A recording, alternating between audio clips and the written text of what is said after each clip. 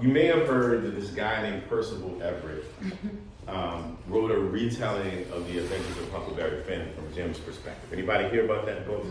Lots of awards. But my man stole my idea. So I wrote this book 4 years before his book came out. And mine's better. And objectively so.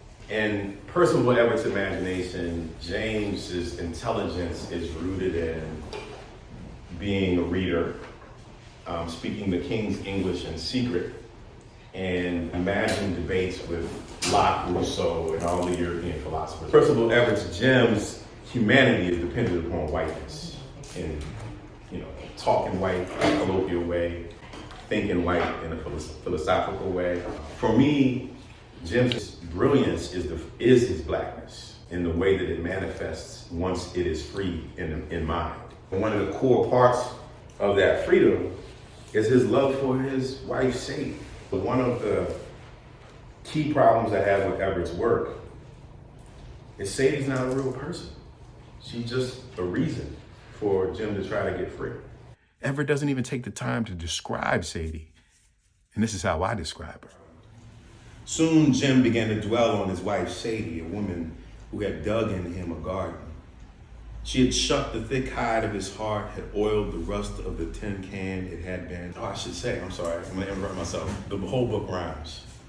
So I left that out. The entire book is rhymed. She bent back the lid and let herself in, and it wasn't without a struggle, no indeed. Sometimes she was a slippery eel to snag, sometimes he was a snapping turtle to feed.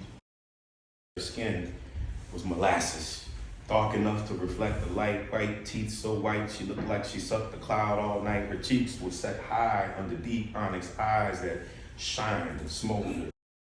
Sadie had these phrases she would say when Jim got into a funk. How she'd say, live your strength. How she'd say, let things come. How she'd say, walk, you're beautiful, talk, you're beautiful. How Sadie was careful and stubborn and loved the way his attention savored her, and how all that made Jim want to work to keep her favor. How the iron in each of them became steel through heavy laboring strokes that melted the hard grays of their limestone days to their night fuels cooled to coke. How they made their metal into a soon-to-be child through the fires they stoked.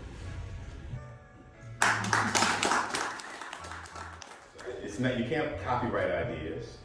His book is completely different from mine in so many ways. And mine is better. And objectively so.